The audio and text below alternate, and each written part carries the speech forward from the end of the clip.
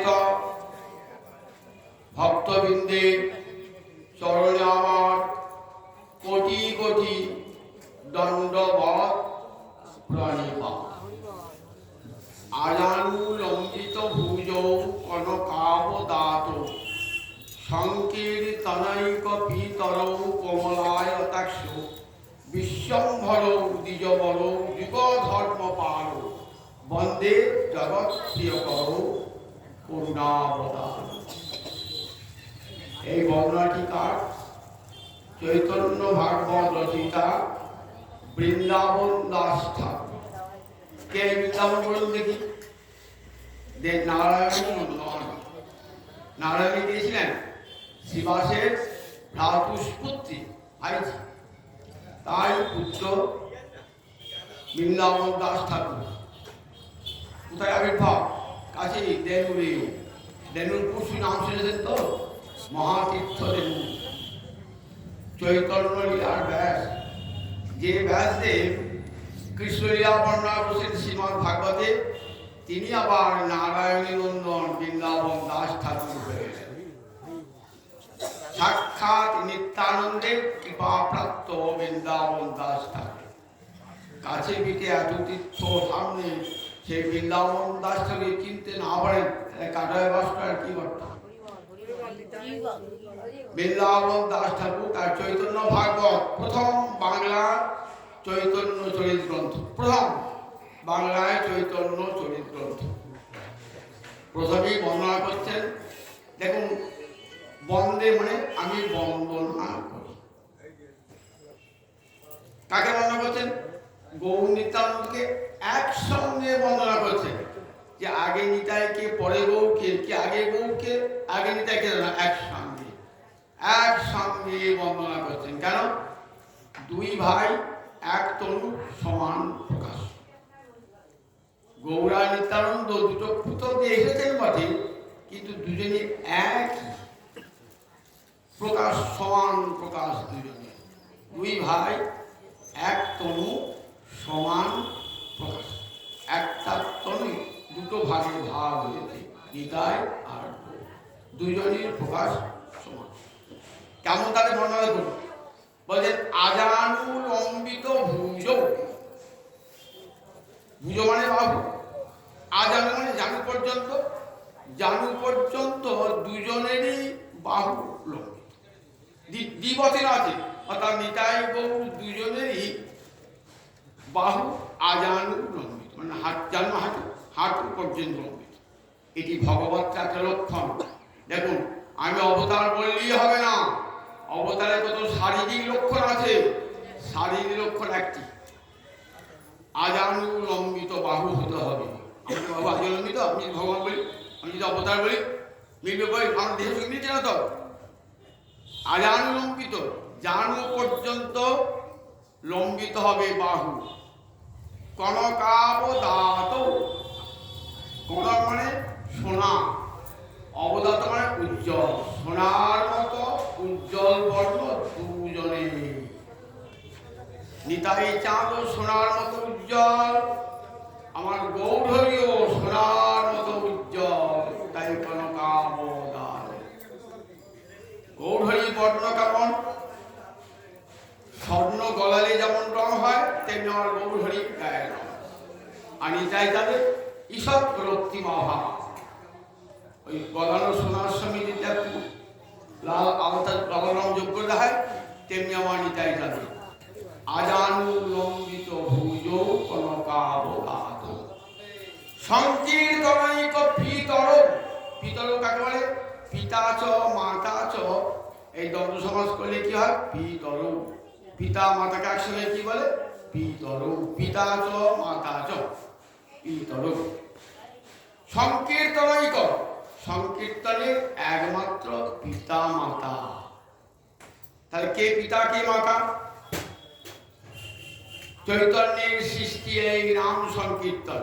তাহলে চৈতন্য বললেন নাম সংকীর্তনের পিতা। মা কি বলেন? সন্তানকে পালন পোষণ করেন। সেই নাম সংকীর্তন দাঁড়ে দাঁড়িয়ে দিয়েছেন কে? আচরণ ডালে কে নাম সংকীর্তনকে পালন পোষণ করেছেন?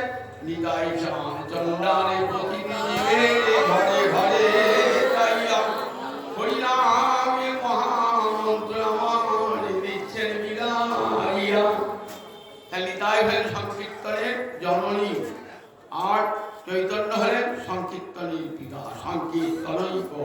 পিতর কোমলায়তাক্ষ, কোমল মানে পদ্ম, পদ্মের পাঠ লিখেছেন তো, তেমন লম্বা আয়ত বিস্তৃত গৌরহরি।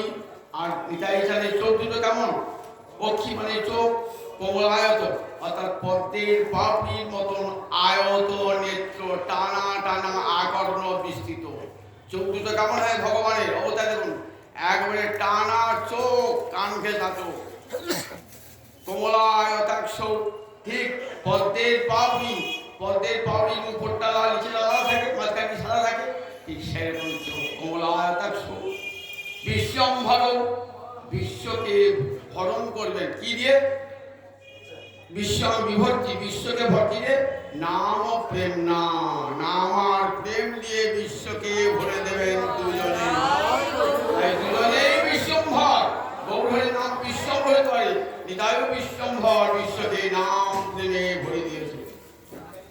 বিশ্বম্ভর আজানুলম্বিত ভুজৌ কনকাবদাত সংকীর্তনৈক পিতর কোমলায়তাক্ষ। বিশ্বম্ভর যুগ ধর্ম পাল, যুগ ধর্ম পাল, যুগ ধর্মের পালনকর্তা দুজনেই। যুগের ধর্ম কি দেখুন, হরিদ্বারে যখন, হরিদ্বারের ব্রহ্মকুণ্ডের তীরে সুখদেব যখন হরি কথা বলছেন না, শেষের দিকে বলছেন মহারাজ, দ্বাদশ সন্ধি যখন বলছেন মহারাজ এক একটা যুগের এক একটা ধর্ম আছে, সেই ধর্মটি পালন করতে হয়, নইলে কি হয়, পাপ হয়। যে যুগে যে ধর্ম, সেই ধর্মটা পালন করতে হবে। এই যুগের ধর্ম যাগযোগ্য নয়, এই যুগের ধর্ম হরিনাম সংকীর্তন। কিরকম দেখুন, কৃতে যধ্যায়ত বিষ্ণু তেতায়াঙ্গে যজত মখয় দাপরে পরিচর্যায় করৌদর হরি কীর্তনা। কৃতযুগ মানে সত্যযুগ, সত্যযুগের অপর নাম কৃতযুগ। কৃতে যধ্যায়ত বিষ্ণু, কৃতযুগে ধর্ম কি ছিল, সত্যযুগে ধর্ম কি ছিল, ধ্যান। ধ্যান মানে সমস্ত মনটাকে বিভিন্ন ইন্দ্রিয়ের বিষয় থেকে সরিয়ে নিয়েছে গোবিন্দ চরণারবিন্দে লগ্ন করা। আমাদের মন ছড়িয়ে ছিটিয়ে আছে, শতধা বিক্ষিপ্ত, একবার বাড়ির দিকে মন পড়ছে, একবার ঠাকুর দিকে মন পড়ছে, একবার স্ত্রীর দিকে, একবার পুত্রের দিকে, অর্থের দিকে, বিষয়ের দিকে, মনটা ছড়িয়ে ছিটিয়ে আছে।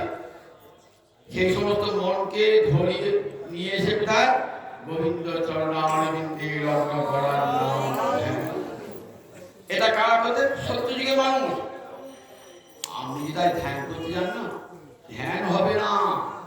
কেন হবে না, আহার শুদ্ধি নাই, বিহার শুদ্ধি নাই, কোনো শুদ্ধেই না। কি আমি সাথে ভোজন করে ধ্যান করা হয় নাকি, চিত্ত চঞ্চল হয়ে উঠবে, মন চঞ্চল উঠবে, সে মনে কখনো ধ্যান হবে না। গোবিন্দ চরণ যুগল মাত্রায় ধর্ম ছিল সত্যযুগে। সত্যযুগে কোনো পাপী মানুষ ছিল না, অধর্ম ছিল না, অন্যায় ছিল না। তাই সত্যযুগের মানুষ, প্রতিটি মানুষ ছিলেন ধার্মিক, ঈশ্বর ভক্তি পরায়ণ। তাদের মন, তাদের আহার শুদ্ধি ছিল, বিহার শুদ্ধি ছিল, তাই তাদের মন ছিল অচঞ্চল। তার মনটাকে ভগবানে তারা লগ্ন করতে পারতেন। যেই সত্যযুগ চলে গেল, তারপর কোন যুগ এলো, সত্যযুগের পর ত্রেতা যুগ।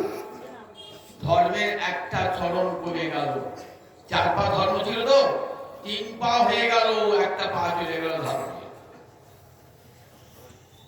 এবার কিছু কিছু অধর্ম অন্যায় প্রবেশ করতে লাগলো, ধর্মটাও পাল্টে গেল। এই ধর্মে কি হলো, যজত মখই, মখ মানে যজ্ঞ, যজ্ঞের দ্বারা যজ্ঞেশ্বর ভগবান শ্রীহরির আরাধনা। রামায়ণটা করুন, দেখবেন ত্রেতা যুগের মানুষ সব যজ্ঞ করছে। যজ্ঞ করছে কার জন্য, যজ্ঞেশ্বর ভগবান শ্রীহরি। ত্রেতায়াং যজত মখই। আপনি যদি আজ বলেন আমি যজ্ঞ করবো, তাহলে যজ্ঞ হবে না। কেন হবে না, যজ্ঞ হবে না, কেন যজ্ঞ হবে না, কেন আজকে যজ্ঞ করবেন, বলেন না। যজ্ঞ যদি করতে হয়, যজ্ঞের বিধি আছে কোথায়, বেদের ব্রাহ্মণ অংশে। একটা বেদের 4টে স্তর: সংহিতা, ব্রাহ্মণ, আরণ্যক, উপনিষদ। সংহিতায় কেবল মন্ত্র প্রার্থনা আছে, আর ব্রাহ্মণে কি আছে?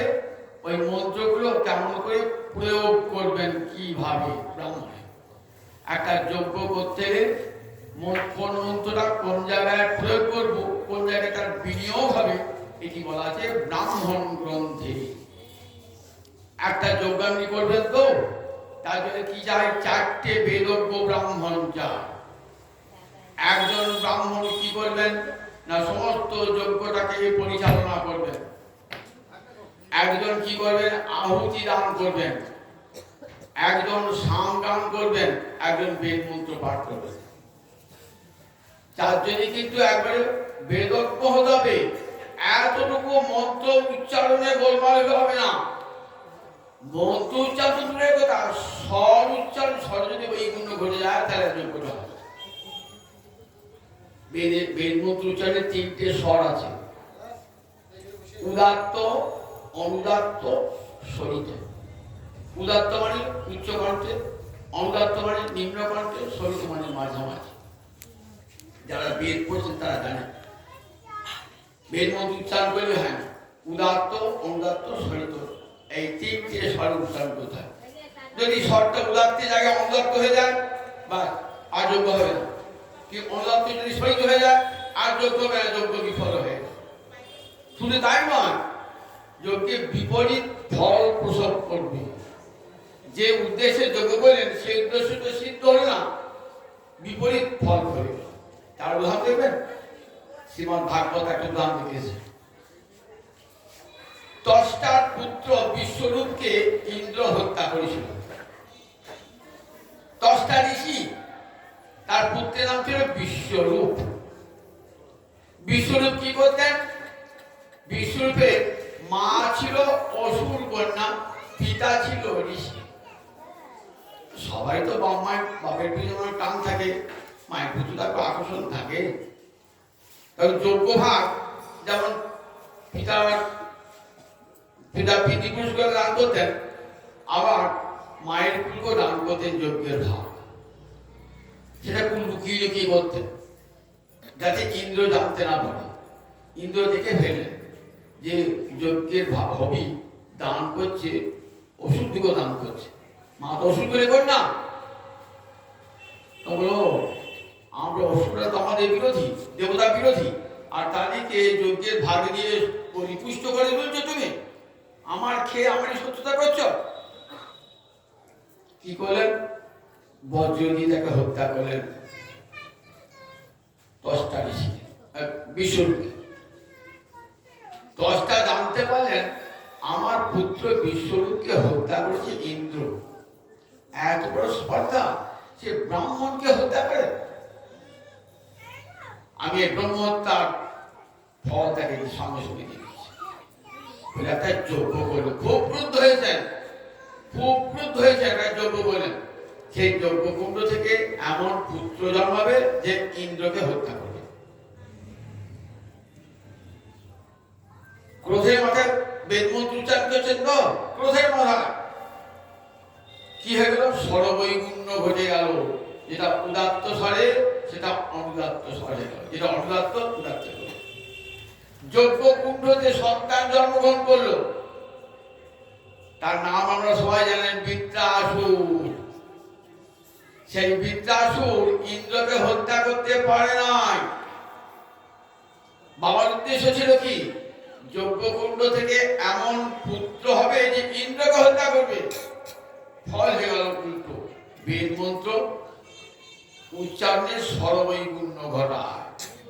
পুত্র হলো বটে, কিন্তু সেই পুত্র ইন্দ্রকে হত্যা করতে পারল না।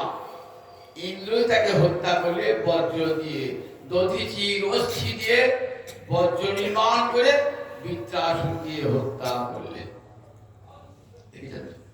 তাহলে বেদ মন্ত্র যদি সামান্য একটু এদিক ওদিক উচ্চারণে সরবৈগুণ্য ঘটে যায় তাহলে বিপরীত ফল প্রসব করে। আজকের দিনে আমি বলছি যজ্ঞ করব, কাকে যজ্ঞ করাবেন? কাকে দিয়ে যজ্ঞ করবেন? যে কোনোদিন সংস্কৃত পড়ে নাই, কোনোদিন সংস্কৃত করে না। এমন লোককে দিয়ে আমি বাড়িতে পুড়িয়ে দেখেছেন, ওই যজ্ঞ করো, সে ঘি ঢালছে, আপনি ঘি নিয়ে এলেন, একদিন ঘি নিয়ে এসেন, ওই কাঠ নিয়ে এসেন, বলছে বিরাট ধুম হলো, 2-4টে লোকজন খাওয়া, কিছুই হলো না। পর্বতের মুশিক পোষক কোনো ভালো হবে, কোন পর্বতের মুশিক হয় পোষক, এটা মুশিকও হবে না। পর্বত সমস্ত যোগ্যটাকে ব্যর্থ বিপরীত ফল হবে। কে বলছেন আমার কথাটা? আমার সুখদেব বলছেন মহারাজ পরীক্ষিতকে, মহারাজ যদি কেউ কলিযুগে যোগ্য করতে চান, যোগ্যটা ব্যর্থ হয়ে যায়, আর যোগ্য হয় না। আচ্ছা, এইবার দেখুন 4টে ব্রাহ্মণ তো বেদজ্ঞ ব্রাহ্মণই খুঁজে পেলেন না। আবার দেখুন যজ্ঞের যে মন্ত্রোচ্চার করবেন, আবার দেখুন যজ্ঞে যে ঘিটা দেবেন, যজ্ঞে ঘি দিতে হয়, সেই ঘিটা বাজার থেকে নিয়ে আসবেন, বাড়িতে গরু নাই, তাহলে বাজার থেকে ঘিটা নিয়ে এলেন, ঘিটা তো ডালদা মেশানো ঘি, সেটা ঢালছে, খুব আনন্দ হচ্ছে, ঘি ঢালছে, যজ্ঞ হচ্ছে। আমার বললেন ডালদা গিয়ে যজ্ঞ হয় যজ্ঞ, তাহলে দেখুন যজ্ঞের দ্রব্যটাও তুলতে গেল। আগেকার দিনে কি করতেন ঋষিরা, বাড়িতে দেখবে আশ্রমে সব কামধেনু থাকতো, হোম ধেনু থাকতো, তাদের দুগ্ধ আগের দিন রাত্রে ঘি করে সেই ঘি প্রাতকালে যজ্ঞের দান একবার নিখুঁত।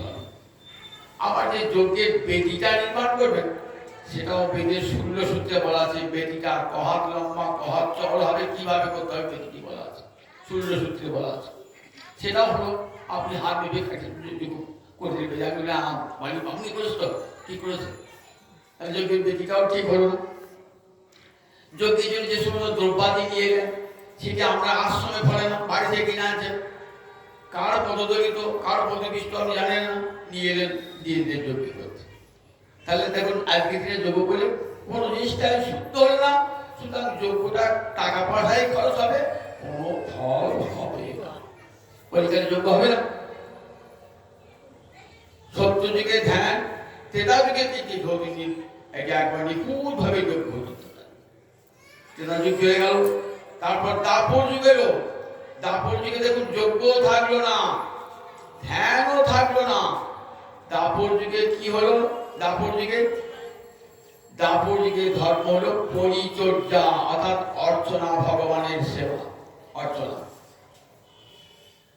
দাপর যুগে ধর্ম হলো অর্চনা, ভগবান শ্রীহরি, অর্চনা মানে সেবা, পূজা, পরিচর্যা। কিন্তু সেটিও কলিযুগ হবে না। কেন হবে না? বললে অর্চনা করতে গেলে দেবভূত দেবং যজে, নিজে দেবতা না হলে কখনো দেবতা অর্চনা করা যায় না। সমান সমান হতে হয়, তবে অর্চনা হয়। আমি তো মানুষ, দেবতা হবো কেমন করে? বলেন দেবতা কেমন করে হতে হয় সেটি গীতায় বলা আছে। দেবতা হয় সত্যগুণে। সত্যগুণের কেমন আহার দেখেছেন তো গীতায়? সত্যগুণের আহার পড়েছেন একবার? গুণত্রয় যুগে সত্যগুণের আহার, সত্যগুণের বিহার বলা আছে। কিছুই নাই, সত্যগুণের আহার নাই, সত্যগুণের বিহার নাই। যবনের অন্ন খাচ্ছি, এদিকে গলায় পইতে লাগানো আছে। আমি ব্রাহ্মণ কুলে জন্মগ্রহণ করেছি, যবন অন্ন খেয়ে, যেহেতু ব্রাহ্মণ কুলে জন্মেছি, সুতরাং আমি পবিত্র। তার অর্চনা করেছেন, তো সে অর্চনা হলো না, গোবিন্দের সেবা করেছেন। সে নিজেই গোবিন্দ ভক্ত নয়, সে নিজেই গোবিন্দের মন্ত্র গ্রহণ করেন না, কৃষ্ণ মন্ত্র গ্রহণ করেন নাই, তার দীক্ষা হয় নাই। দীক্ষা না হলে পূজার অধিকার জন্মায় না। অদীক্ষিতস্য নাস্তি পূজাধিকার। ব্রাহ্মণ হলো যদি অদীক্ষিত হয়, তাহলে তার ভগবত সেবার অধিকার নাই, নাই, নাই। শুধু তাই নয়, যদি কৃষ্ণ সেবা করতে হয়, তাহলে কৃষ্ণ মন্ত্রে দীক্ষিত অবশ্যই হতে হবে, নইলে তার হাতে গোবিন্দ গ্রহণ, সেবা গ্রহণ করবেন না। তাহলে আজকে যে অর্চনাটা করবেন, দেখুন সেই অর্চনাটাও হলো না। তাহলে তিনটি হলো না। সত্য যুগের ধ্যান হলো না, ত্রেতা যুগের যজ্ঞ হলো না, দাপরের অর্চনা হলো না। তাহলে কলির মানুষ কি করবে? দেখুন কত করুণা ভগবানের। যে ছেলেটি একবারে খেতে করতে পারে না, একবার মূল ছেলে যার কোনো ক্ষমতা নাই তার জন্য মা বাবার করুণা সবচেয়ে বেশি, তাই না? বাবার চারটে ছেলে, একটা ছেলে একবার জলভরণ, সে কিছুই করতে পারে, একবার সে কিছু না, তোর বাবা কি করে তার ধর সম্পত্তি সেটা রেখে দিয়ে ভগবান কি বলেন, কলৌ তল হরি কীর্তনা, বলিতে মানুষ দুটি বাহু থেকে হরে কৃষ্ণ কৃষ্ণ কৃষ্ণ হরে হরে, হরে রাম রাম রাম হরে হরে। বলে ওই দুটো ছেলেটা, ওই জলভরণ ছেলেটা বুঝবে খঞ্জে হয়ে হরিনাম করতে পারবে, তো হরিনাম করে ফল পাওয়া যাবে? ধ্যানে যে ফল, যজ্ঞে যে ফল, অর্চনায় যে ফল, সেটি হরিনাম হবে? বলে সে ফল তো হবে, উপরন্তু আরো অধিক ফল লাভ হবে, অধিক ফল লাভ হবে। এবং বলে সত্য যুগে ধ্যানে হয়েছে মুক্তি, ত্রেতা যুগে যজ্ঞে হয়েছে মুক্তি, তারপরে অর্চনায় হয়েছে মুক্তি, কলিযুগে হরিনামে মুক্তি তো হবে, উপরন্তু কি হবে? আমার গৌর হরি দেওয়া রাধা মাধবের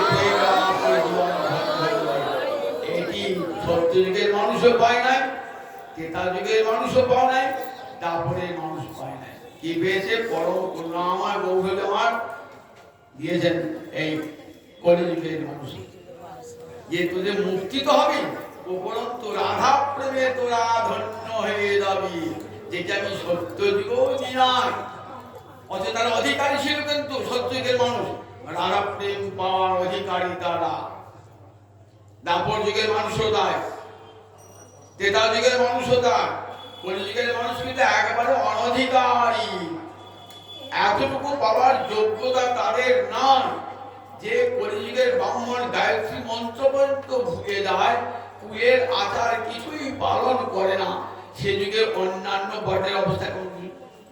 যারা সমাজ শিক্ষা, সমাজকে ধর্মকর্মে শিক্ষা দেয়, তাদেরই যদি এই অবনতি হয়, তাহলে অন্যান্য জাতির বর্ণের কেমন অবস্থা কি হয়? আর কলিযুগে তো কিছুই হবে না। দেখুন, অনধিকারী সেই কলিযুগের মানুষ, সেই কলিযুগের মানুষকে ভগবান কি দিলেন? হরে কৃষ্ণ কৃষ্ণ কৃষ্ণ হরে হরে, হরে রাম রাম রাম হরে হরে। এই হরিনামের কি ফল? সুখদেব বলছে, দেখো মহারাজ, ফলের দোষণীতে আলোনে কচ্ছি মহান গুণ, কীর্তনাদেব কৃষ্ণস্য মুক্ত সঙ্গ পরম ভজে। কলি দোষের নিধি, নিধি মানে দোষের আকর, কলিতে হেন দোষ দেয় যে নাই। কলিতে কি হবে? বলে ধর্ম সত্যিকারে বৈদিক ধর্ম থাকবে না। বেদ যে ধর্মের কথা বলে গেছেন, সেই ধর্মটাই তো আমাদের ভারতবর্ষের ঋষিরা মেনে চলেছেন, এবং পরবর্তীকালে যারা প্রজন্ম আসবে ওই বৈদিক ধর্মকেই মানতে হবে। বেদ হলেন জননী, জননী শিখেছেন কেমন করে বিশ্বপিতার পূজা করতে হবে, অর্চনা করতে হবে। বেদ শিখেছেন বৈদিক ধর্ম, কলিকালে বেদ পড়া মানুষও নাই, বেদের ধর্মও নাই। কোথা থেকে কোন তেঁতুল তলার বাবা এলেন, খেজুর তলার বাবা এলেন, বলে আমি যা বলছি তার ধর্ম নাই, বলছে আমি ত্রিশটা ঠিকিয়ে দেবো, যা সব হয়ে গেল, আর কিছু ধর্ম করতে হবে। কলিযুগের মানুষ ধর্ম শিক্ষায় শিক্ষিত নয়, সেটাকেই বিশ্বাস করে ছুটে চলে যায়। ভারতবর্ষের মাঝে কিন্তু ধর্মপ্রাণ, ওই গেরুয়া কাপড় দেখলে পারে, হাতে ত্রিশূল দেখলে পারে, ছুটে চলে যায় সেখানে। সাধু বাবা সে কি জানুক আর না জানুক, দেখো সেই সুযোগটা কিন্তু সব প্রবঞ্চকে তোলেরা নেয়। সেই সুযোগটা কি করে লোককে ঠকাবো, কি করে প্রবঞ্চনা করবো। আচার্য শঙ্কর বলে গেছেন গরিব দুর্দশাকে, যে বলে কি আসবে উদর নিমিত্ত বহুকৃত বেশন, পেট ভরানোর জন্য কলির মানুষ নানা রকম বেশ ধারণ করবে, পেট ভরানোর জন্য। তাহলে কেউ ধর্মকর্ম করে না, লোককে ঠকাবার জন্য। কলিযুগের এই সংখ্যা বেশি, দেখেছেন তো? সত্য দুরঙ্গ, সত্য দূরে চলে যাবে। মিথ্যাবাদী সে চিৎকার করে বলবে, আর সত্যবাদীরা মিনমিন করে বলবে, তার কথাটা করবে। সত্যের কণ্ঠ ক্ষীণ, কলিযুগে সত্যের কণ্ঠ ক্ষীণ, মিথ্যার কণ্ঠ জোর। সাধু শিরতি, যারা সজ্জন সৎপথে চলে না, তারা খুব কষ্ট পাবে, খুব কষ্ট হবে সৎ পথে চললে পারে। কেন বলুন, কেন কষ্ট হবে? কলির যুদ্ধ ছিল, কলি রাজা, সে চাইবে সবাই আমার চর হোক। যখন যে রাজার সরকার, আপনি তার বিরোধিতা করেন, তাহলে আমার কষ্ট হবে না? কষ্ট হবে, তাকে আপনাকে কিভাবে ফাঁদে ফেলাবার চেষ্টা করুন। সরকার যদি বিরোধিতা করেন, মনে করেছেন বাবা রাজার বিরোধিতা করো না, তাহলে সব শেষ হয়ে যাবে।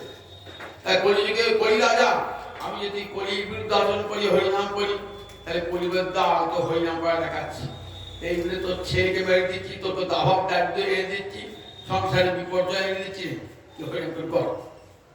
কিন্তু কলিযুগে দেখবে সাধু শিরতি, সাধুরা কষ্ট পাবে। কলিযুগে সাধুরা কষ্ট পাবে। কে ছড়ি ঘোরাবে, সমাজে ভাব বিস্তার করবে।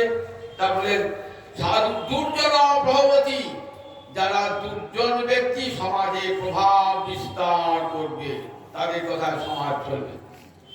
একবার দেখে নিন যে ব্যাসদেব কখন বলে গেছেন কলিযুগে রাত্রি ছবি আমাদের সংস্কৃত হয়েছে, সেই ছবিগুলো সব মিলছে কিনা, সব মিলছে কিনা, কলিযুগে সব ছবিগুলো দেখতে কলিকায়।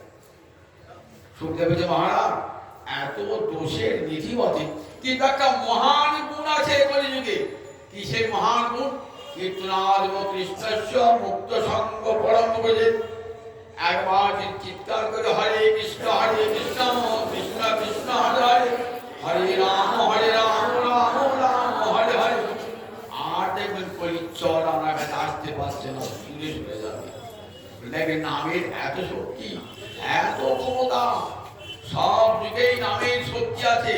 কিন্তু কলিকালে ভগবান শ্রীহরি তার সমস্ত শক্তি নামে অর্পণ করে দিলেন, হরি নামে অর্পণ করে দিলেন, সমস্ত শক্তি হরি নামে অর্পণ করে দিলেন। তাই কলিযুগে কোনো কিছু শক্তি নাই, একমাত্র হরি নামের শক্তি কলিযুগে। তাই কলিযুগে অন্য কোনো যোগ্য হবে না, নাম যোগ্য, কথা যোগ্য, এই কৃষ্ণ কথা যোগ্য। যেখানে ভাগবত পাঠ আর হরিনাম, এই কলিযুগের যোগ্য। যুগ ধর্ম পাল আজানুলম্বিত ভুজ কনকাবদাত সংকীর্তনৈক পিতর কমলায় দাস বিশ্বম্ভর দ্বিজবর যুগ ধর্ম পাল দ্বিজবর। দুজনই ব্রাহ্মণ কুলে গৌরহরি আর নিতাই চাঁদ, দুজনই ব্রাহ্মণ কুলে জন্মিয়েছেন। গৌরহরি বৈদিক ব্রাহ্মণ আর রাই ব্রাহ্মণ নিতাই চাঁদ। কেন জন্মালেন কলিযুগে? তখন দেখছেন যে যুগে এসেছিলেন সেই যুগে ব্রাহ্মণের এত দাপট যে অন্য সমস্ত জাতিকে দূরে সরিয়ে দিয়েছে।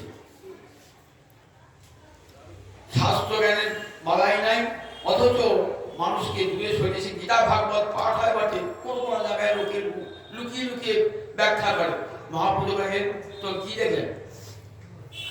প্রথম কলিত হইল ভবিষ্য আচার, কলির প্রথম সন্ধ্যাটি কলিকালে ভাবি কি কি ঘটবে সেগুলো আগে হয়ে গেছে।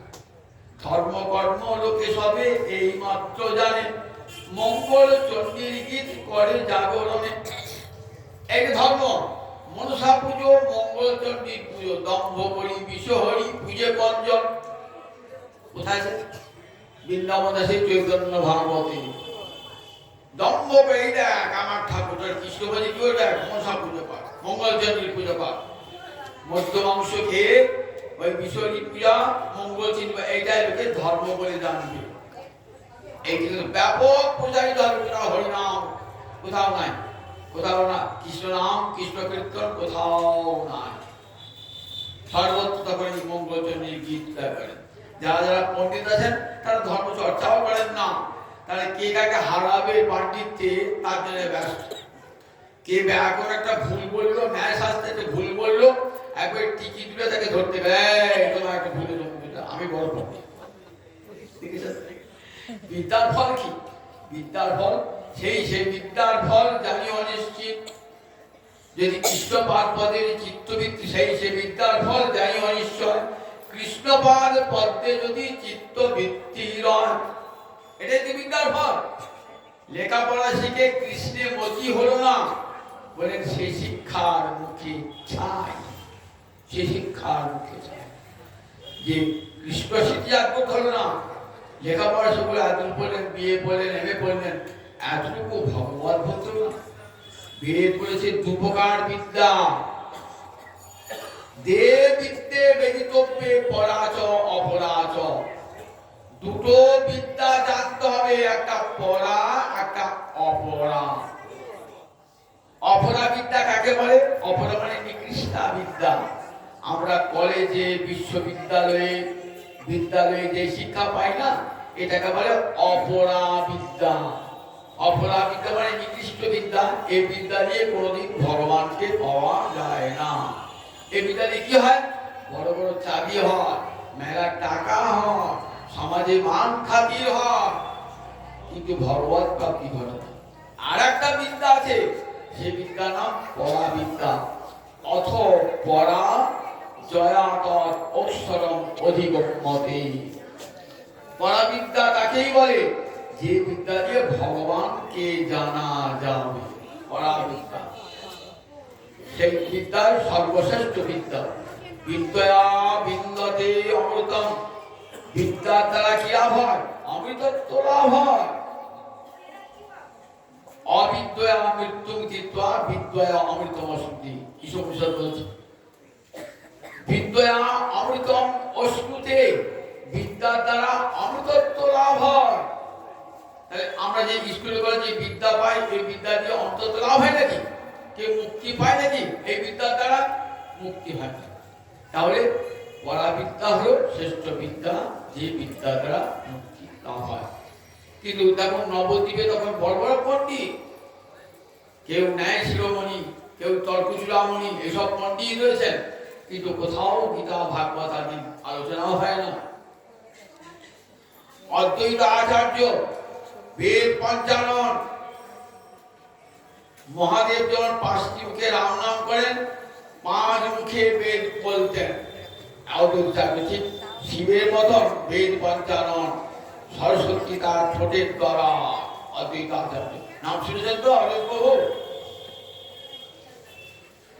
সেই অদ্বৈত প্রভু শান্তিপুরনাথ অদ্বৈত প্রভু, তিনি দেখলেন কোথাও কৃষ্ণ নাম নাই, কৃষ্ণ কথা নাই। কোথাও কৃষ্ণ নাম নাই, কৃষ্ণ কথা নাই।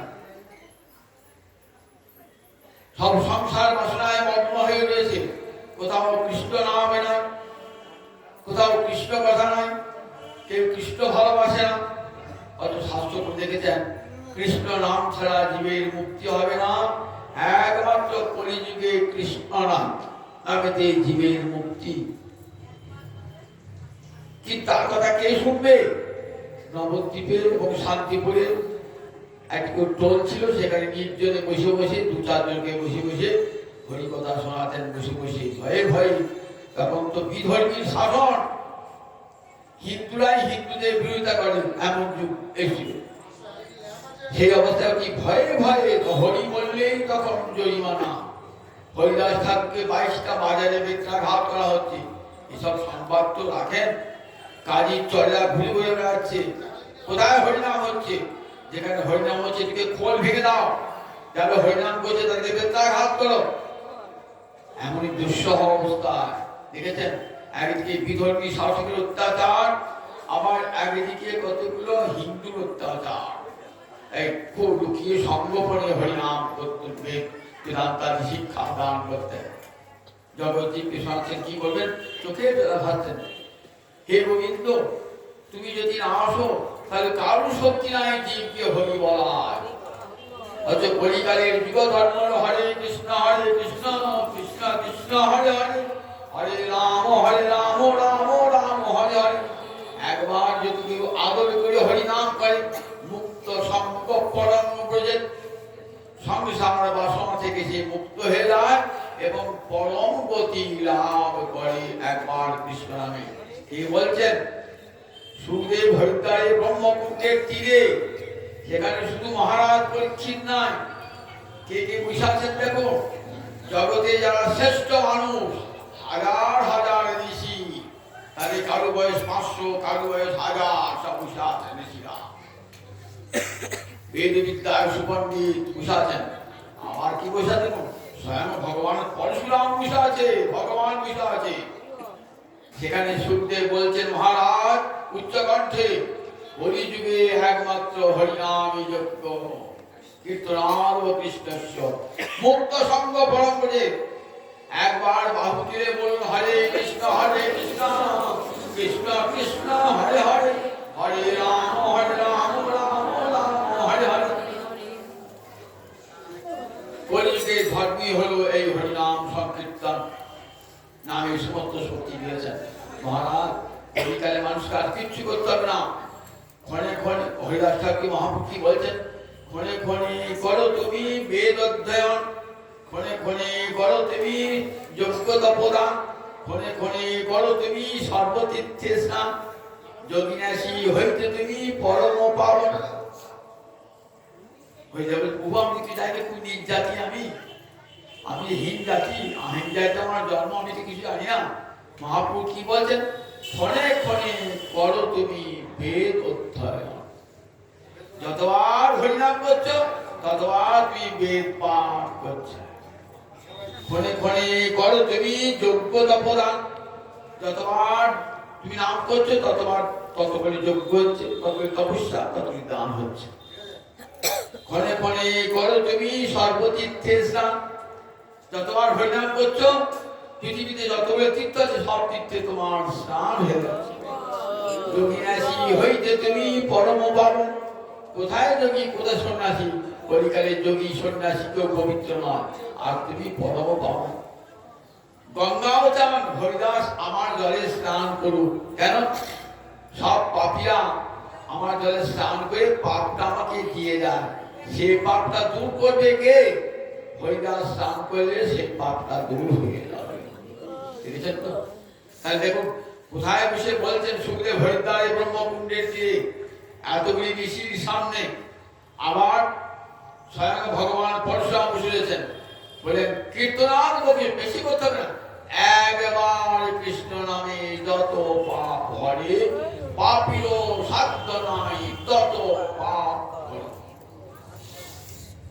দেখেছেন তো হরিনামের এমন মহাশক্তি, নামের চেয়েও নামের শক্তি, নামের চেয়েও নামের শক্তি। নামে মানে যার নাম করছে কৃষ্ণ নামে, আর কৃষ্ণের অক্ষরটা এর নাম। তাই নামের চেয়েও নামের শক্তি বেশি। দেখবেন মহাভারতে কাশীরাম দাস নাম শুনেছেন তো? মহাভারত কোন ভাষায় লেখা? সংস্কৃত ভাষা লেখা। সেটা অনুবাদ করেছিলেন কে? কাশীরাম দাস। বাড়ি কোথা? এই সিঙ্গির কাছে, যার নামে রেখেছে তো কাশীরাম দাস বিদ্যায়তন। সিঙ্গি নাম শুনেছেন তো? সিঙ্গিতে কে জন্মেছিলেন? কাশীরাম দাস। পরম বৈষ্ণব ছিলেন কাশীরাম দাস। তিনি মহাভারতের বাংলা অনুবাদ করেছেন। তিনি পুরাণ থেকে একটা কাহিনী ধরেছেন নামের মহিমা বর্ণন করতে করতে। বলছেন নামের চেয়েও নাম বড়। এটা উদ্ধব প্রমাণ করে দিয়েছিলেন। উদ্ধব ভক্তরাজ উদ্ধব বিশিনাং প্রবল মন্ত্রী কৃষ্ণস্য দ্বৈত সখা, শিষ্য বৃহস্পতি সাক্ষাৎ উদ্ধব বুদ্ধি সত্তম। শ্রীকৃষ্ণের খুড়তো ভাই উদ্ধব এবং গোবিন্দের একান্ত একবারে একান্তই ভক্ত। তিনজন হরিদাস আছে। কে কে? যুধিষ্ঠির, উদ্ধব আর গিরিরাজ গোবর্ধন। ভালো করে রাখবেন, তিনজন হরিদাস, চিহ্নিত হরিদাস। গিরিরাজ গোবর্ধন আর কে? গিরিরাজ যুধিষ্ঠির আর উদ্ধব। আর পৃথিবীতে বৈষ্ণব আছেন 3.5 জন। 3.5 জন মহাপুরুষের বৈষ্ণব আছেন। 3.5 জন বৈষ্ণব। হ্যাঁ, কাকে বলেছেন? যারা রাগ মার্গের ভজনা করেন ভগবানের, ব্রজরসের ভজনা করেন, এরকম 3 জন। কে কে? রায় রামানন্দ, স্বরূপ দামোদর, সিকি মাহিতি। 3 জন হলো। আর আপনাকে মাধবী দাসী, সিকি মাহিতির বোন মাধবী দাসী। এই 3.5 জনকে মহাপ্রভু বৈষ্ণব করেছেন পৃথিবীতে। তাই যে উদ্ধব হরিদাস বৃষ্টি বংশের শ্রেষ্ঠ মন্ত্রী, বিষ্ণাং প্রবল মন্ত্রী। কৃষ্ণস্য দ্বৈত সখা, শ্রীকৃষ্ণের এক প্রাণপ্রস্থ সখা শিষ্য বৃহস্পতি সাক্ষাৎ বৃহস্পতির কাছে ছাত্র, বুদ্ধিতে উদ্ধবের সমান কেউ নয়, বেদজ্ঞ উদ্ধব। একদিন দেবর্ষি নারদ গিয়েছেন দ্বারকায়। সত্যভামাকে বলছেন, দেবী তুমি তো কৃষ্ণকে খুব ভালোবাসো, কখনো কৃষ্ণের সঙ্গে বিচ্ছেদ চাও না তো? বলে হ্যাঁ, আমি চাই জন্মে জন্মে কৃষ্ণ চরণে দাসী হয়ে আসতে পারি। তাহলে দেখো একটা ব্রত করবে কি কোনোদিন কৃষ্ণের সাথে তার বিচ্ছেদ হবে? হ্যাঁ, এই ব্রতে কিন্তু দান বড় কঠিন, দান দিতে পারবে? তারপরে জানো আমি কার মেয়ে? আমি সূর্যের মিত্র সত্যাজি দাদার কন্যা।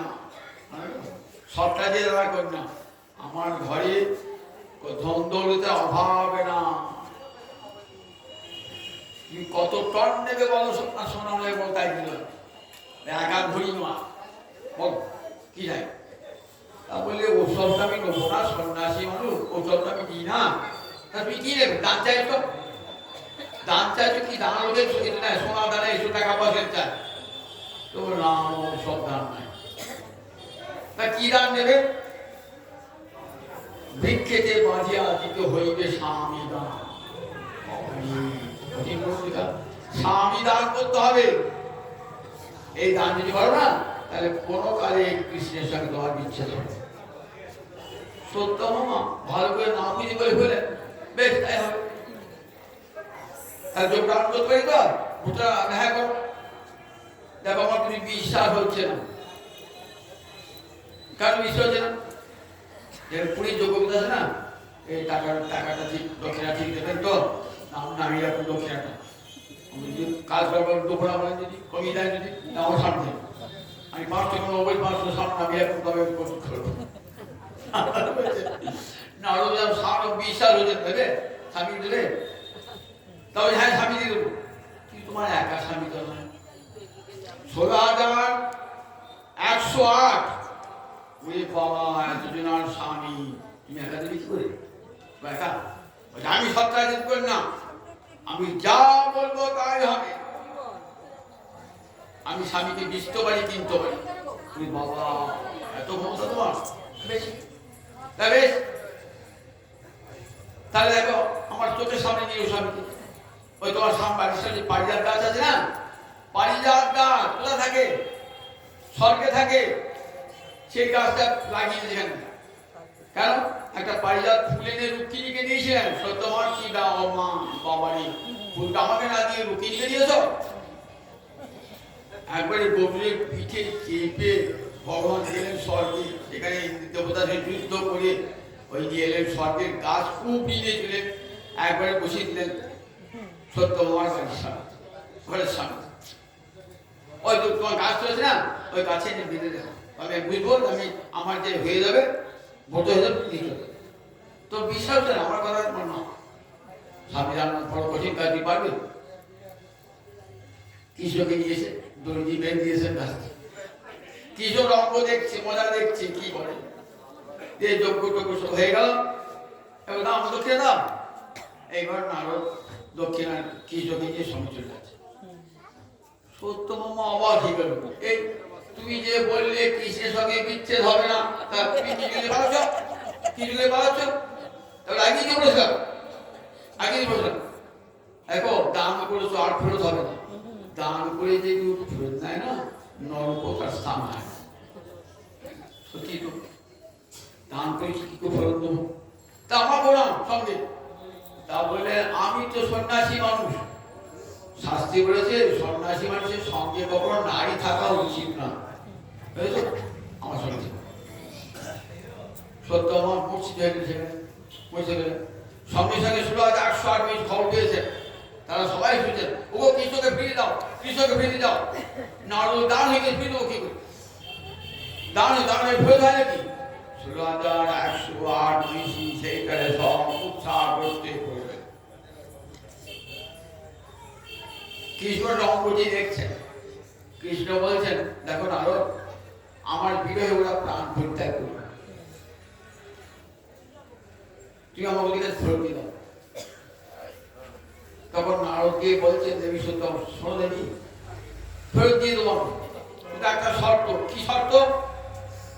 না ওই কৃষ্ণের সমান ওজনের, কি যেমন ওজন, কি যদি 7 কেজি হয়, 70 কেজি হয়, ওই 70 কেজি সোনা ঘিরে যাচ্ছে। 70 কেজি না, 70 কেজি 10 কেজি দেবো, চলো আমার ঘরে তো সোনা আছে, চলো দেবতা ঠিক তো। আমি বেশি যাই না, কৃষ্ণের সমান হয়ে যাবে। আর যদি দাও অধিক স্যার, যদি পাই থাকবে, আমি তো এই সমান সমান। বিরাট চুলাদণ্ড দেখেন না, সেই ধানের ইয়ে তোলা থাকে, ধান বিক্রি হয়, দুদিকে পাঠা থাকে, একদিকে থেকে বাটখারা আর একদিকে থেকে মাল বসানো হয়। কৃষ্ণ বাটখারা হয়ে বসে, কৃষ্ণ বাটখারা বসেছে, এইবার সোনা চাপাচ্ছে, কত সোনা চাপিয়ে চাপিয়েছে, পাহাড় করছে, উঁচু হয়ে যাচ্ছে, বাটখার মাটির সঙ্গে ঠিক আছে, বাবা পাহাড় করে দিলাম, তাকে হলো না, সোনা হলো না, নাড়ু তোলা পাচ্ছে, পারলে ভাই দিয়ে দেবো, অধিক সমান দিতে পারছো না, কিছু কত কেজি হবে, 40 কেজি, 50 কেজি, 60 কেজি, তুই এত সমান দিতে পারছো না, কই মহামুশকিল করে যা ছিল ঘর সব দিয়ে দিয়েছে, আর কিছু নাই। তারপরে একাই রুক্কিনি টুক্কিনি সব এলেন, মিত্র বিন্দা রুক্কিনি সব এলেন, আমাদের কথা দিয়ে দিচ্ছি, আমাদের কথা দিয়ে দিচ্ছি, চাপাও চাপাও, একবার আকাশ ছুঁয়েছে, বাদ খারাপ দাম করছে, মাটি দিয়ে গেছে, সমান আর হচ্ছে। তখন দ্বারকা যত রমণী আছে না, বলে আমাদের সব দিচ্ছে, আমাদের কিছু চাই, আমরা সব দিয়ে দিচ্ছি, সব দিয়ে দিলেন একবারে, একবার বৈকুণ্ঠে শেখার মতো অবস্থা এত দিলেন, কিন্তু বাদ খারাপ দাম করতে নড়ছেও না, চড়ছে কিছু রমণী দেখছে। এবার কান্নার তোলা হল, সবাই কান্দান করেছে, না কিছুকে ফেরত পাওয়া যাবে না, কি যে সময় দিতে হলো না, কি অধিক দিতে হলো না, তার পাচ্ছে। এইবার দেখো তোমরা কথা রাখতে পারলে না, আমি কি ফেরত দিতে এসে আমি কিন্তু যাবে কি জন্য চলো, হাত ধরে টানছে কৃষ্ণ, ঠিক এমনি সময় উদ্ধব এসে হারি দেখছেন দ্বারকার পুরীতে কান্না, সব নারীরা কাঁদছে, কি হলো কি হলো, ছোট ব্যাপারটা কি বলো তো, তখন এই দেখো যোগ্য একটা ব্রত করেছিলাম, বলছে কৃষ্ণকে নিয়ে যায় বলছে, তাই বলো কৃষ্ণের সমান সোনা হিরে দিচ্ছি, তো সমান চাপালাম, অনেক চাপিয়ে হলো, সমান হচ্ছে কিছু সমান হচ্ছে না। তখন উদ্ধব বলছেন দাঁড়া দাঁড়া, উদ্ধব তো পণ্ডিত, উদ্ধব শাস্ত্রে বলেছেন কৃষ্ণের চেয়ে কৃষ্ণের নাম বড়, আজ পরীক্ষা করে দেখবো কৃষ্ণের চেয়ে কৃষ্ণের নাম বড় কি, আজ পরীক্ষা করে দেখবো কৃষ্ণ বড় না কৃষ্ণের নাম বড়, আজ পরীক্ষা হয়ে যাবে। নামাও দেবী, সব নামাও, যত আছে নাম, সমস্ত সোনা দানা নামিয়ে নাও, সব সোনা দানা নামিয়েছে, একবার ফাঁকা হয়ে গেল। একটা তুলসী পাতা নিয়ে এসো, একটা স্বর্ণ লেখনী কলম নিয়ে এসো, আর একটু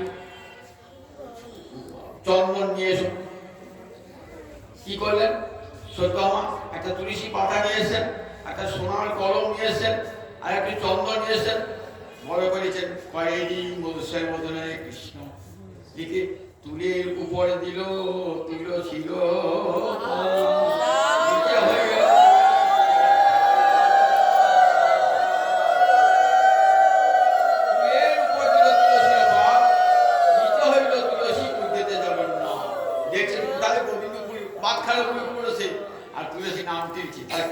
ভাইটা তুলেছে নামে, ভাইটা ভাই তুলিস নাম এত ভারী যে কৃষ্ণের চোখ, কৃষ্ণ একবার উঁচু টুটে গেল, আর তুলসী পাতাটা নিচে নেমে গেল। কি পড়তে হলো, কৃষ্ণ বড় না কৃষ্ণ নাম বড়, কৃষ্ণ নাম বড়, কৃষ্ণ নাম বড়, কৃষ্ণের চেয়ে কৃষ্ণ নাম বড়, এটি প্রমাণ হয়ে গেল। আর সেই নামটা কে দিয়েছে আমার, গৌরাঙ্গ হরি জগৎ জীবের দাঁড়ে দাঁড়ে।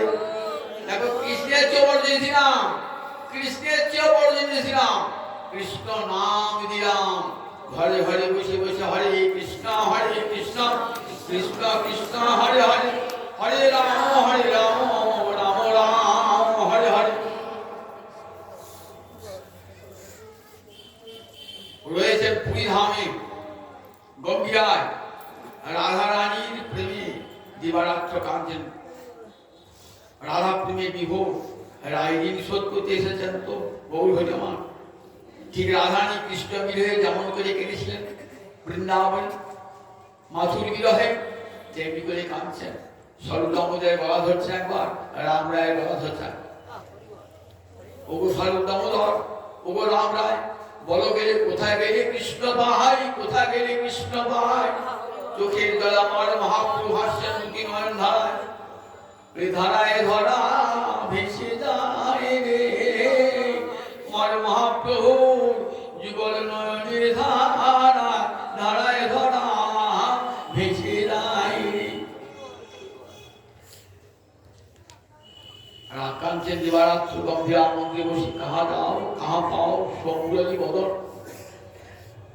কোথায় কৃষ্ণ পাবো, কোথায় গেলে কৃষ্ণ পাবো।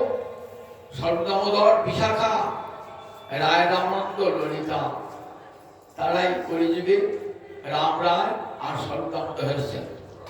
আর গৌরাঙ্গ হয়ে আমার রাধা ভাব কান্তি নিয়ে এসেছেন নবদ্বীপের সচিকর্প সিন্ধু মাঝে। কাঞ্চন দিবারাত্র 18টি বৎসর, 48 বৎসর পৃথিবীতে ছিলেন প্রভু। 24 বৎসর বয়সে সন্ন্যাস গ্রহণ করলেন। 6টি বৎসর সারা ভারতবর্ষ ভ্রমণ করলেন। 18টি বৎসর রয়ে গেলেন পুরী ধামে, আর কোথাও যান নাই। 18টি বৎসর, তার মধ্যে শেষ যে রহিল প্রভুর 12 বৎসর, রাধিকার ভাব চেষ্টা উঠে নিরন্তর। রাধানী ভাব, রাধারানীর চেষ্টা উঠে নিরন্তর। কৃষ্ণ বিরহে রাধারানী যেমন কেঁদেছিলেন, তেমনি করে কাঁদছেন গম্ভীরায়। গম্ভীরায় মুখ ঘষছেন, রক্ত বার হয়ে যাচ্ছে। কখনো দেহটা কুমড়োর মতো হয়ে যাচ্ছে, কখনো দেহটা লম্বা হয়ে যাচ্ছে। দিবারাত্র কাঁদছেন কৃষ্ণ বিরহে, ঠিক যেমন রাধারানী কেঁদেছিলেন সেই বিষয়ে। একদিন নিতাই চাঁদকে ডেকে বলছেন, নিতাই চাঁদ, আমার নাম বিশ্বম্ভর, আমার মাতামহ নীলাম্বর চক্রবর্তী আমার নাম রেখেছিলেন বিশ্বম্ভর। কেন? আমি বিশ্বকে নাম প্রেমে ভরিয়ে দেবো বলে এসেছিলাম পৃথিবীতে। কিন্তু আমি তো রইলাম পুরীধামে সন্ন্যাস গ্রহণ করে, নাম প্রেমে বিশ্বকে তো ভরিতে পারলাম না। মুনি ধর্ম গ্রহণ করে রইলাম এই গম্ভীরায়। তা তুমি আমি অভিন্ন তনু, তুমি তো আমারই অভিন্ন তনু। তুমি গিয়ে জগজ্জীবের দ্বারে দ্বারে হরিনাম দাও। তোমাকে প্রতি বৎসর নীলাচলে আসতে হবে না। তুমি যাও গৌর দেশে থেকে সর্বত্র ঘরে ঘরে হরিনাম প্রচার করো। নিতাই চাঁদের আসতে ইচ্ছা নাই। গৌর হরি তার প্রাণ, গৌর হরি তার আত্মা। গৌরকে ছেড়ে এক মুহূর্ত আমার নিতাই থাকেন না। কিন্তু আদেশ পালন করতে হবে তো। আদেশ পালন, আমি সেবক মাত্র সেবক। সেবকের কর্তব্য হচ্ছে সেব্য প্রভুর আদেশ পালন করা। ইচ্ছা না থাকলেও অনিচ্ছা সব এলেন, রাজ এলেন, সঙ্গে এলেন দ্বাদশ গোপাল, দ্বাদশ উপগোপাল। এই কাতায় কত গোপাল ছিল? উদ্ধারণ দত্ত একটা গোপাল, জানেন? কালাকৃষ্ণ দাস একটা গোপাল, জানেন তো? কালনার গৌরদাস একটা গোপাল। তাহলে সব গোপাল নিয়ে এসেছেন। দ্বাদশ গোপাল আর দ্বাদশ উপগোপাল, সঙ্গে এলেন নিতাই চাঁদের এমন আকর্ষণ। সব বহু ভক্ত এলেন সঙ্গে। কে? দাস গদাধর, যার সেবিত আজ গৌরাঙ্গ হরি দর্শন করছেন আপনারা। কে দাস গদাধর? কে? নিতাই চাঁদের শিষ্য নিতাই চাঁদের। সঙ্গে এলেন অনেক অসংখ্য পার্শ্বদ, কারণ গ্রামে গ্রামে নগরে নগরে নগরে শীতলগায়ে ধনঞ্জয় পণ্ডিত একটি গোপাল। এমনি দ্বাদশ গোপাল, দ্বাদশ উপগোপালকে নিয়ে এলেন। কি কাজ? না জগজ্জীবের দ্বারে দ্বারে হরিনাম প্রচার করতে হবে। কোথায় কোথায় হরিনাম দিতে হবে? বেশি কুচিত হবে নাকি? বললেন না না, এই ব্রহ্মার দুর্লভ ধন আর অযাচিত ভাবে সবাইকে দান করবে। হৃদয় গুণমণি আমার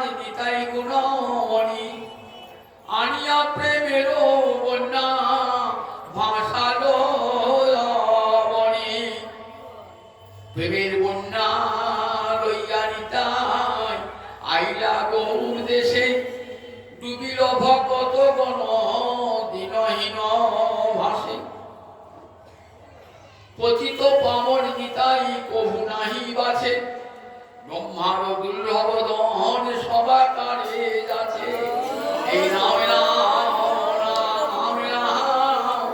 আমি নাম এনেছি তোদের করে নামে নাম বলে জীবের দাঁড়ে দাঁড়ে আমার বিদায় চান করুণার মুক্তি করুণা দিয়ে করা গৌর করুণা দিয়ে করা নিতাই মুক্তি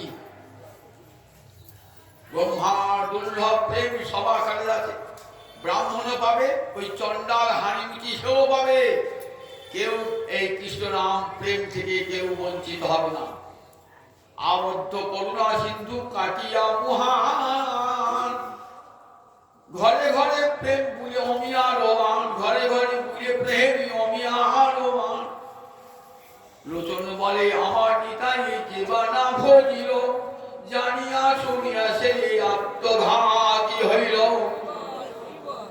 করুণার ঠাকুর জগজীবে দাঁড়ে দাঁড়ে চণ্ডাল প্রতিটি জীবের ঘরে ঘরে যাইয়া হরিনাম মহামন্ত্র দিচ্ছেন বিলাইয়া দেখুন কেন তাই থেকে মা বলেছিলাম সংকীর্তনে জননী ঘরে ঘরে হরিনাম কে দিয়েছে নিতাই চান অক্রোধ পরমানন্দ নিত্যানন্দ রায় অভিমান শূন্য নিতাই আমার নগরে বেড়ায় ক্রোধ নাই মেরেছি কলসির কালা তাই বলে কি প্রেমদোপনা জড়িয়ে ধরছেন ব্রাহ্মণ চণ্ডাল সকলকে যে ছুঁয়ে ফেলেছেন তাকে একবার কৃষ্ণ বলো একবার কৃষ্ণ বলো সকল জগৎজীবকে কৃষ্ণ বলা ভাগ নিয়ে এসেছেন চণ্ডাল পতিত জীবকে চণ্ডাল যাকে সমাজ পতিত করে রেখেছে অচ্যুত করে গিয়েছে চণ্ডাল পতিত জীবের ঘরে ঘরে যাইয়া হরিনাম মহামন্ত্র দিচ্ছেন বিলাইয়া তাহলে তাই কি ভাব বিচার করেছেন যে ব্রাহ্মণের ঘরে দেবো উচ্চ বর্ণের ঘরে দেবো নিম্ন বর্ণে হানি মিশি চণ্ডাল ঘর দেবো না কোন বিচার তো ঘটনা মানে তাই চাঁদ চণ্ডালের প্রতিনিধিদের ঘরে ঘরে যাইয়া হরিনাম মহামন্ত্র দিচ্ছেন বিলাইয়া বলুন দেখি কোন ভগবান আমি তার কি করেছেন আমার কি তাই ভগবান আর কেউ করেন নাই তাই সবাই মুখে যাই তাই যাই তাই বলছে বৃন্দাবনে জয় রাধে জয় রাধে জয় রাধে রাধার মহিমা আর আমার গৌর দেশের জয় তাই জয় তাই জয় গৌরকে বলে না জয় তাই জয় তাই এই দান কেউ ভুলবে না কোনোদিন চণ্ডাল প্রতিনিধিদের ঘরে ঘরে যাইয়া হরিনাম মহামন্ত্র দিচ্ছেন বিলাইয়া যারে দেখে তারে কহে দন্তে তৃণধরি আমারে কিনিয়ালয় বাহারে বড় কতখানি দীনতা তোদের হাতে ধরি পায়ে পড়ি একবার বলে গৌর হরি তোদের হাতে ধরি পায়ে পড়ি একবার বলে গৌর হরি এই কলস কোন ভগবানের ছিল কোন ভগবানের এই কত কত ভগবান এসছে চণ্ডাল প্রতিজীবের ঘরে ঘরে তাদের পায়ে ধরে হরিনাম দিয়েছেন কোন ভগবান কাজে আমার নিতাইচাঁদের সঙ্গে গৌর হরির সঙ্গে কোন ভগবানের তুলনা হবে না কোন ভগবানের জগৎজীবের দাঁড়ে দাঁড়িয়ে এমন হরিনাম দিয়েছেন চণ্ডাল প্রতিজীবের ঘরে ঘরে যাইয়া হরিনাম মহামন্ত্র দিচ্ছেন বিলাইয়া দাঁড়িয়ে দেখে দাঁড়িয়ে কহি দত্তে দিন ধরি আমার কিনিয়া লহ বড় গৌর হরি ক্ষণে হাসি ক্ষণে গায়ে ক্ষণে মুড়ো ছায় সোনার ওপর কত যেন ধুলাতে লুটায় গলাগো দিচ্ছেন একবারে কৃষ্ণ বলে কত করুন সবাইকে কৃষ্ণ বলাবার জন্য কত করুন ঠিক আছে ধুলায় ধুলাতে এমন যে ভগবান এমন যে অবতার করুণার অবতার বলে দেখো হেন অবতারে যাহারে রতিনা জন্মিল লোচন বলে সেই পাপি এলো রে গেল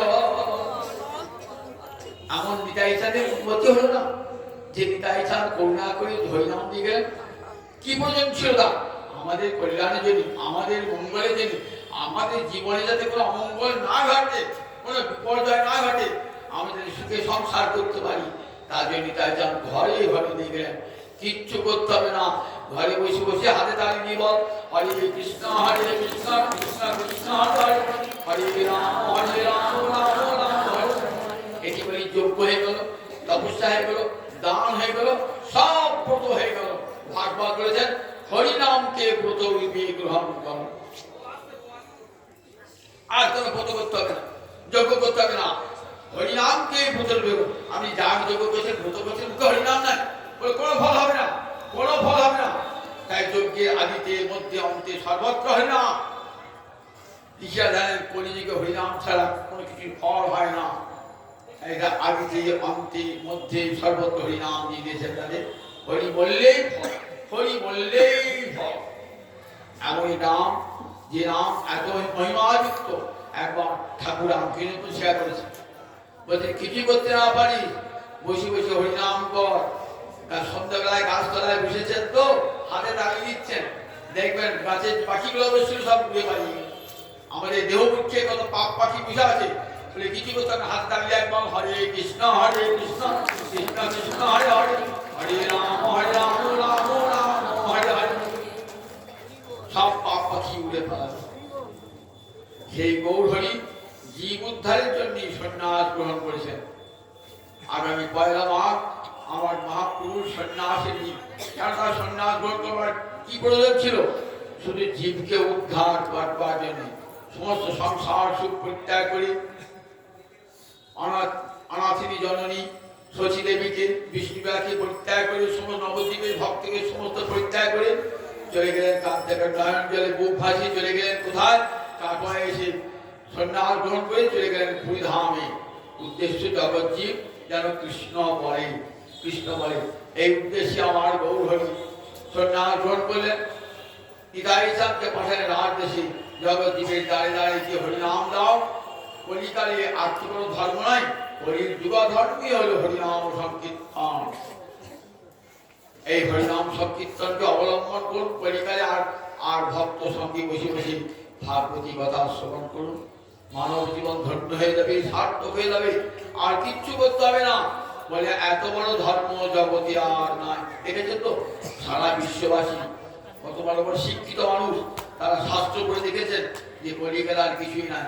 আর শুধু ভারতবর্ষ নয়, ভারতবর্ষ বাইরে ইংল্যান্ড আমেরিকা থেকে আরম্ভ করে ফ্রান্স, সর্বত্র দেখেন রাস্তায় রাস্তায় হরিনাম করে।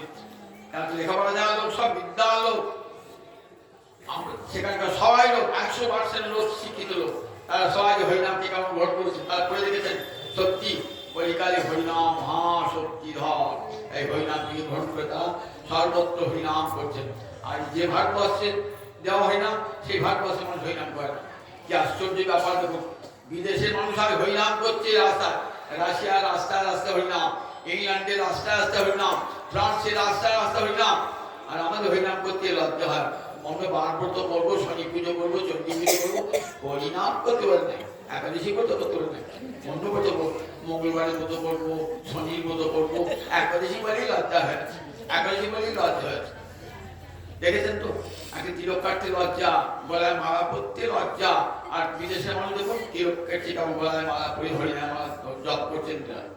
শিক্ষা দিচ্ছেন যে তোমাদের দেশে উৎপত্তি, আর তোমরাই হলো, তোমরাই হলো আমার কর্মান্তর গ্রহণ করছি।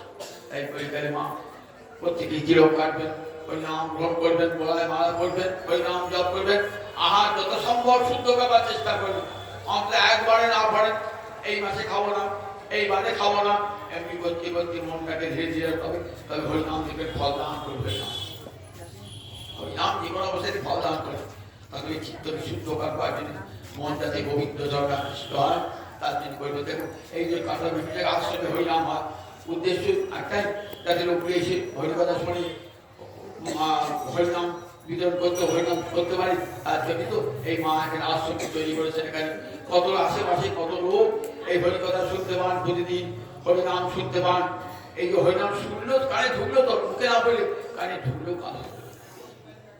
এই কয়েকদিন ধরে এখানে উৎসব সন্ন্যাস করে উৎসব চলবে, আপনারা সবাই সহযোগিতা করুন। আর এই আজকে এরপর কি হবে? নাটক হবে, নাটক হবে নাকি? এরপর নাটক হবে, আপনারা শুনুন সকলে হরিকথা। জয় নিতাই, জয় নিতাই। রাধে কৃষ্ণ গোবিন্দ, জয় জয় রাধে কৃষ্ণ, রাধে গোবিন্দ, রাধে গোবিন্দ, রাধে গোবিন্দ।